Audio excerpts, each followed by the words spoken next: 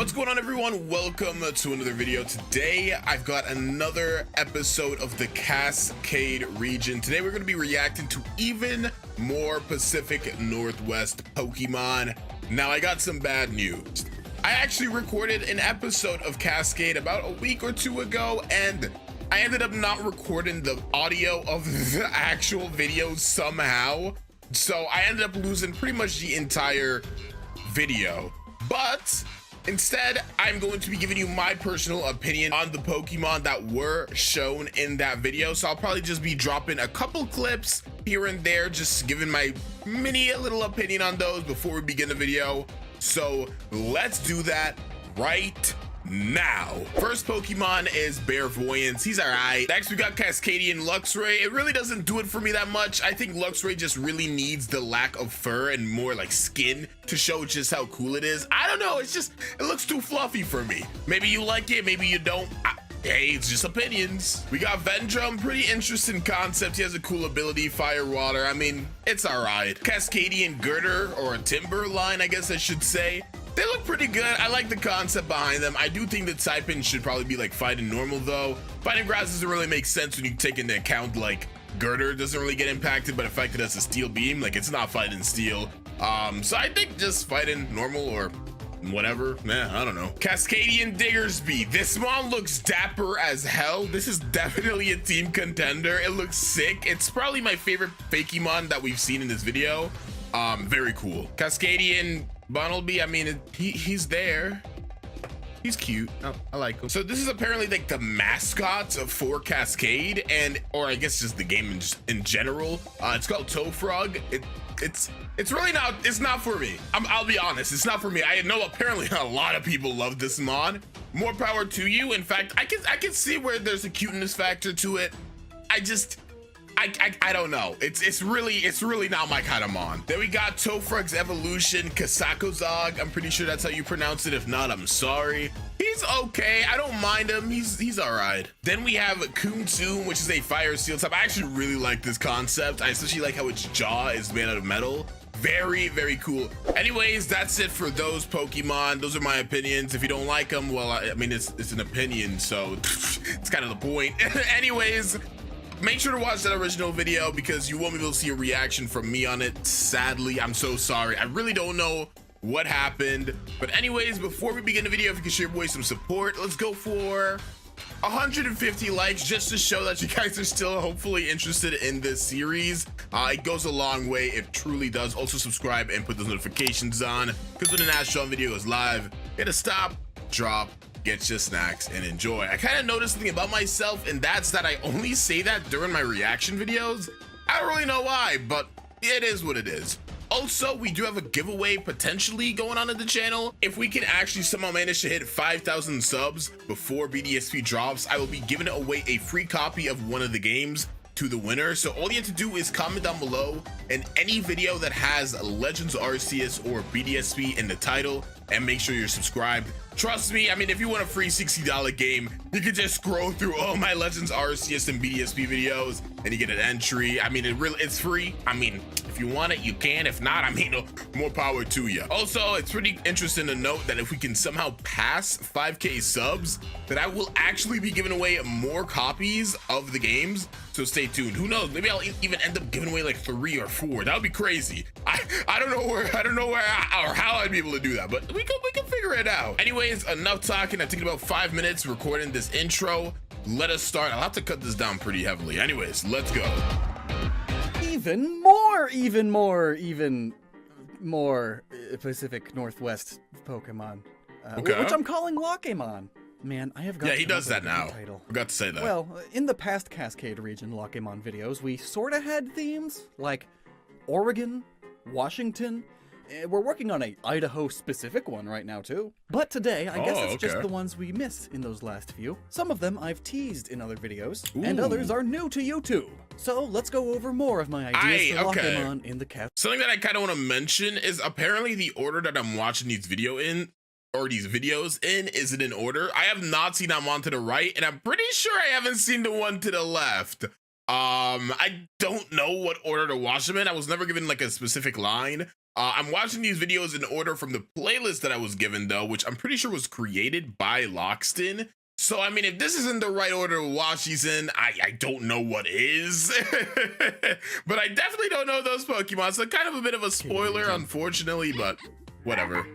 Oh, look at Tofrog. I don't know, it's just...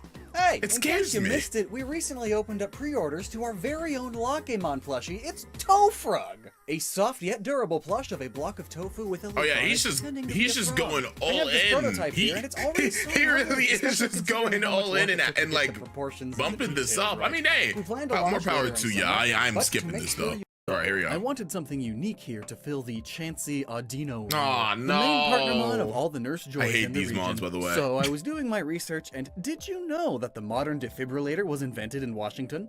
Similar devices have existed for a century, but a Seattle physician perfected it. It was called, quote, perhaps the most dramatic medical innovation to emerge from the Northwest. It's the device used to stabilize or jumpstart a heartbeat with the use of an electric shock. So perfect, an Okay. electric-type healer. Here's Fabrial, whose name Actually- comes from fairy, defibrillator, and together sounds a bit like fable. It's an electric fairy type that combines a nurse and a defibrillator and a fairy fly.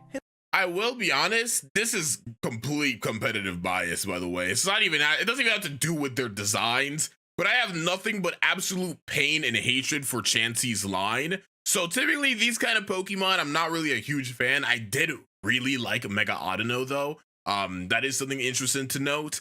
But I actually like the concept of this, a defibrillator based mon on that kind of scheme. Electric Fairy, pretty good typing. That's Tapu Koko's and Dedene's typing. I mean, they made it work. Honestly, Dedenne is kind of funny to use, but Tapu Koko can make it work. That's a nice typing. It might be fun to use. It's the fairy I don't type. know though. Why a fairy fly? Well, because it has the smallest heart in the animal kingdom. They're so tiny and dainty, and also look, its wings. They're just perfect for a defibrillator, right? True. No? No. It's just me? Okay.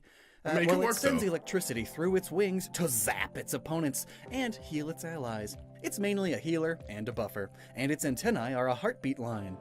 Nice. The legs even sort of reference a stinger. Now, tardigrades. They live all over the world, but they are That most is commonly found in disgusting. moist areas, especially moist moss. And Don't guess say what the moist Pacific while looking at Northwest that, has a load please. of?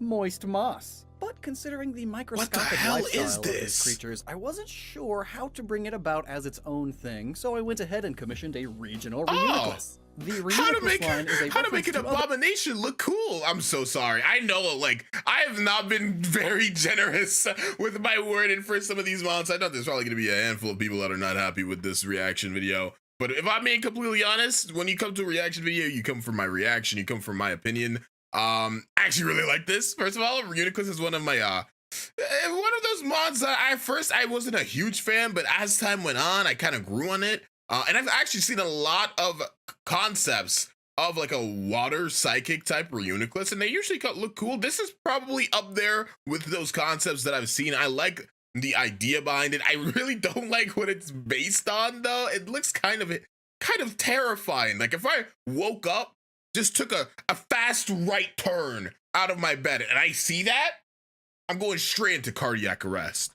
microscopic cells anyway, after all. This Reuniclus is smaller than the Unova version, and it's also gained extra limbs and a more bear-like shaped head, referencing the other name tardigrades go by, water bear. In fact, that's also its type now, water.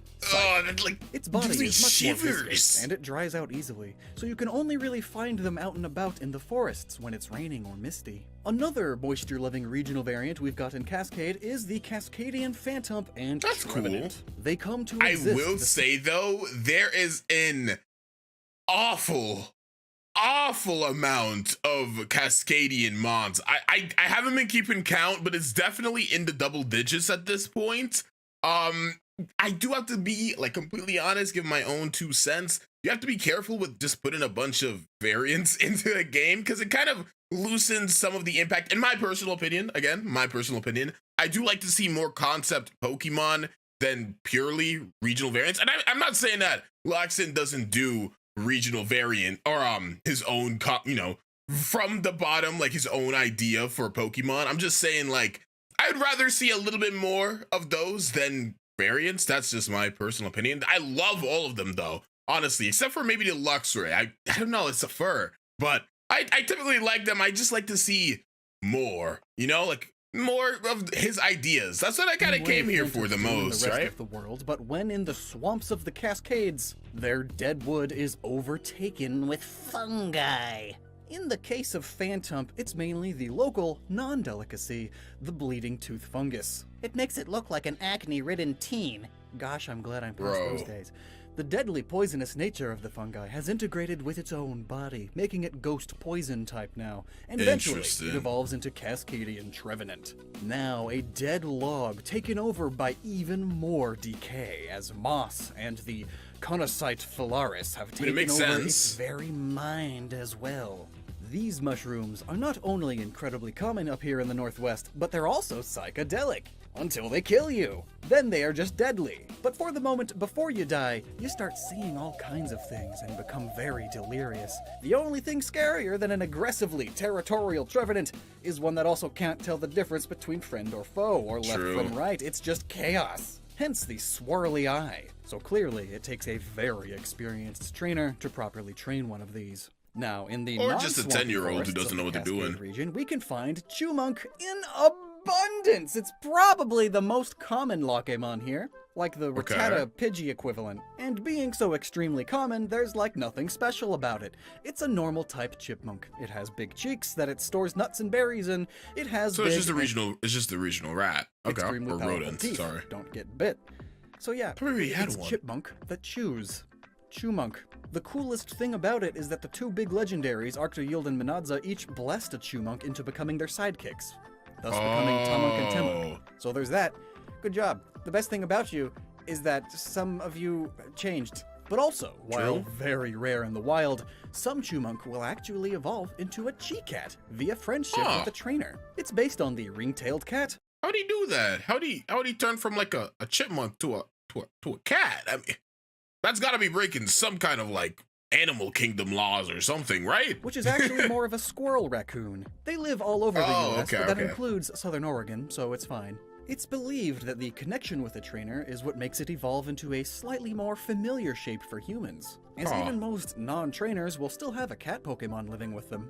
And being capable of such a dramatic biological shift is also likely why Arctoyield and Minadza chose a Chewmonk to bless and change. Chi-Cat still stuffs its cheeks, and it still has crazy strong teeth, but now it can use its extra long and extra soft tail as a way to distract its opponents. Its fur pattern, in general, is supposed to be puzzling for attackers to look at, much like real ring-tailed cats' tails. Another mon with a confusing fluffy pattern is Cascadian Dubwool. Okay, this is the first time I've seen this. Is this guy, Brian Kidd, also known as the Unipiper, most famous. I think. Is it the first time I've seen this? No. I think this was in the Elite Four video, wasn't it? I think it was. Oh my gosh, I think it was. I'm pretty sure this was in the Elite Four video or the League video. Dude, I swear I've seen this before. This is what happens when you don't record close to each other. You start forgetting things. Have I seen this? I might have. On a unicycle in front of the Keep Portland Weird mural, which is another iconic Portland thing. It's even the city motto. So I have to reference this somehow. And how perfect is a fire normal type Dubwool? First of all, the dude's name is Brian Kidd. A kid is a baby goat, which I know isn't a sheep, but it's close enough. People usually call bighorn sheep mountain goats, not knowing the difference anyway. Also, traditionally, bagpipes are made out of sheep's skin. And also, bighorn sheep, when fighting each other, will raise their heads up as high as they can, which generally means balancing up on a single point before ramming their head down. Almost like a unicycle. And rather than a soccer ball pattern, Cascadian Dubwool has a sort of plaid pattern, the iconic red and green, referencing kilts, because again, Scotland and bagpipes. Fair enough. It has to shoot flames out of its long pipe-like horns, because just breathing fire would put the flames too close to its wool, and it doesn't want to singe its beautiful wool. Gotta keep it clean. It's so silly, I love it. Another silly and simple idea is Bagool. You know how plastic bags are terrible for the environment? Oh my gosh. Well, instead of trapping an animal, this one caught a soul and has become a ghoul in a bag. A Bagool. Isn't this like basically just Mimikyu? If a Mimikyu got trapped in a plastic bag, this is what would happen. I mean, nah, this ain't my thing. I'm being completely honest, it's not my thing. I think it might be because this concept is sort of similar to Mimikyu in a way. Even though there's obviously more lore and reasoning as to why Mimikyu's soul was in the place or being that it was in.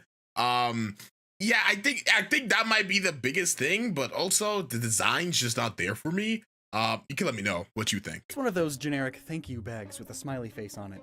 The thank you here is written in Gnoggin, and now it glows eerily like magic runes sealing a soul onto an object. Better watch out. This ghost type is known to pick up smaller Pokemon as its prey and trap them in its body. It's so silly, Why? and also a little messed up.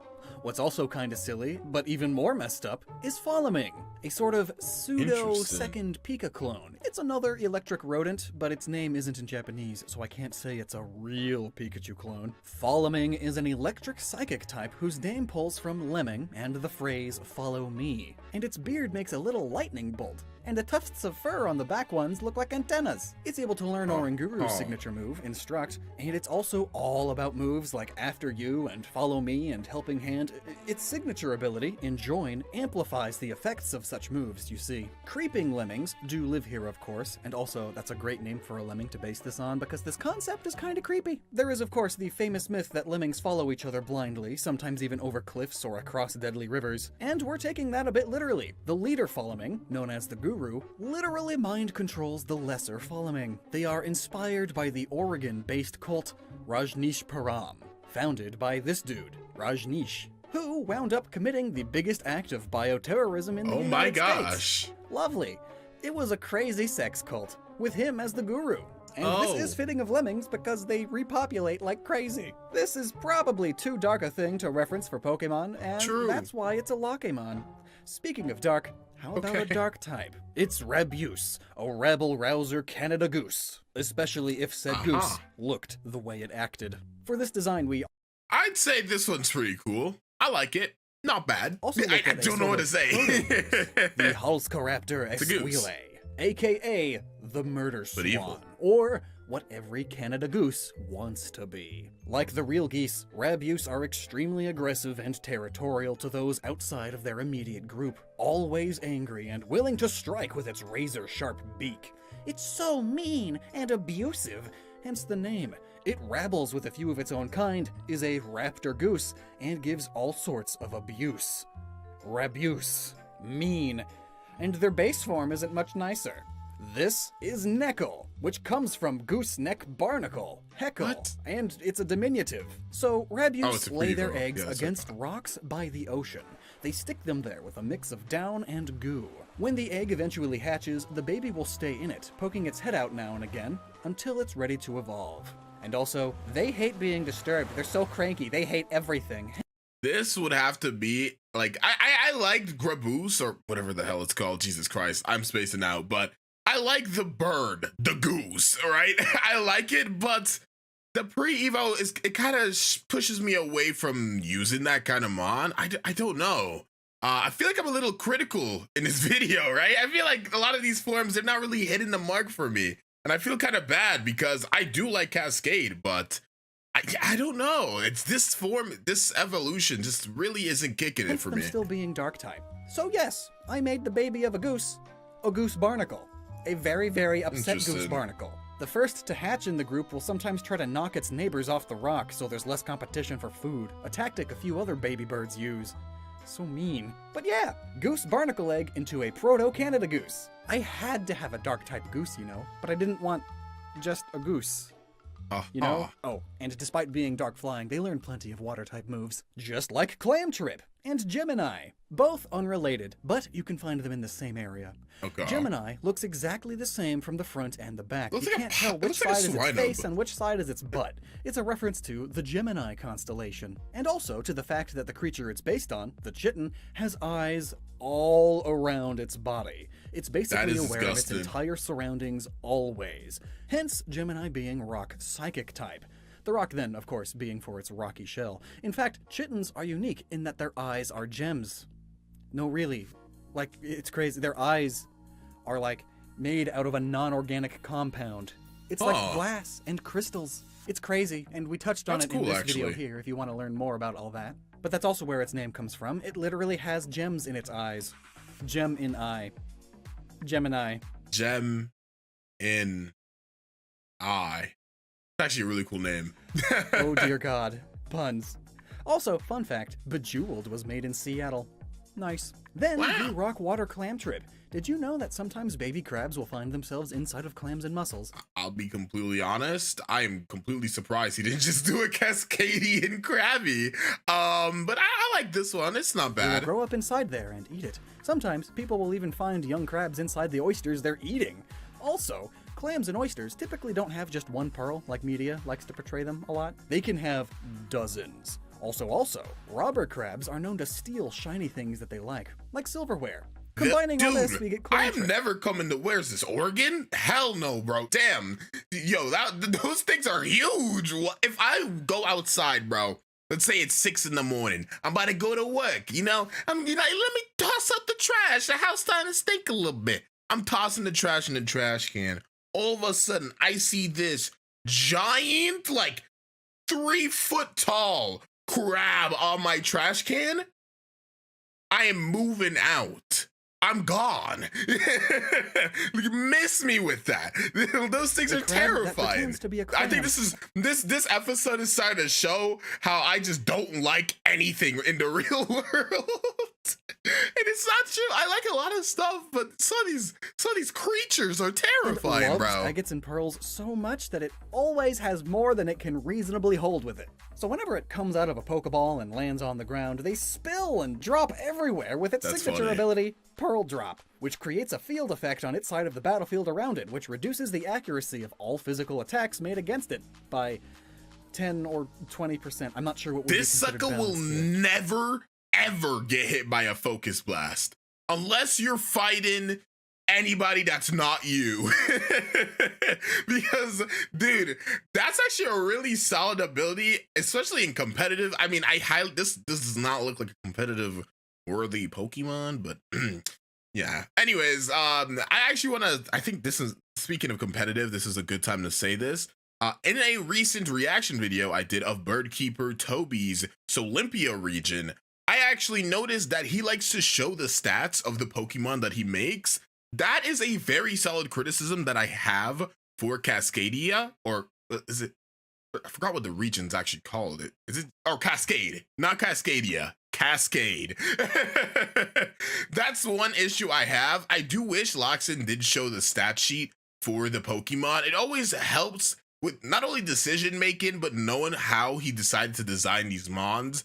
If this were to ever slight chance to get a competitive scene. But I mean, it's okay. It's not a big deal. I just wanted to mention that, right? But that's the idea. It's like that cartoon tripping on marbles thing.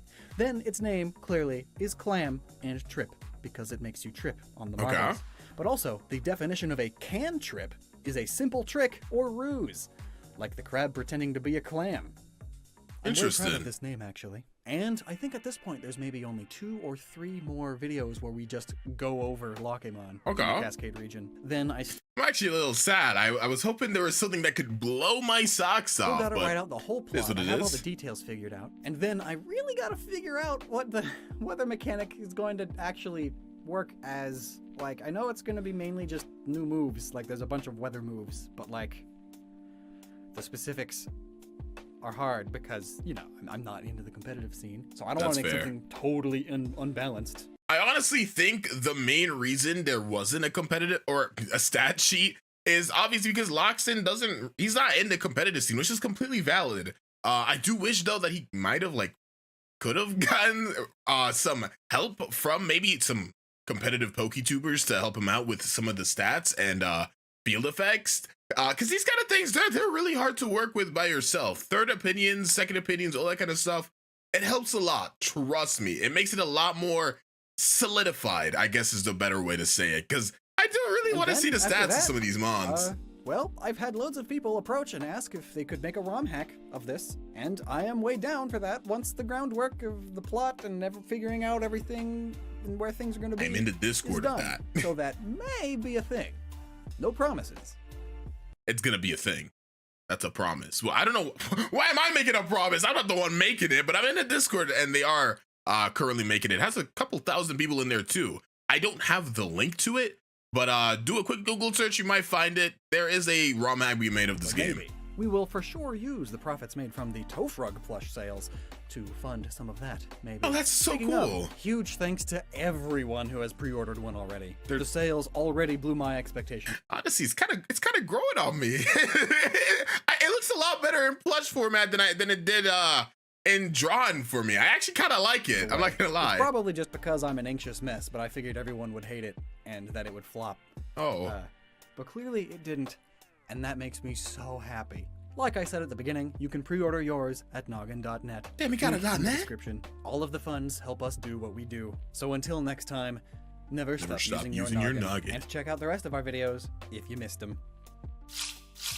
Damn. Well, anyways, that's it for this reaction video. Again, as I said, like midway through this, I feel like I was a little too critical, but again, that's my opinion. That's my standpoint on some of these Pokemon. I'll be real, out of all of the Pokemon showcases that we've gotten, this is probably my least favorite. I don't think there was truly anything that kind of shocked me, nothing that made me go, whoa, that's a team contender. I think that's just my personal opinion. Some of these mons, I think they're a little too specific to their in real life counterparts, perhaps. Maybe that's why. I don't know, but some of them really, sadly, weren't there for me. But let me know what your opinions are. Maybe you have a reason to why you like some of these mons and you'd like to express it so you can try to sway me with your opinion. I'm totally down for that. I'm always down for a discussion. Let me know what you think of some of these. Thank you for watching to this point. I truly appreciate all the support that I've been getting this year. It's been crazy, but I will see you guys next time. Peace, everyone, and be safe.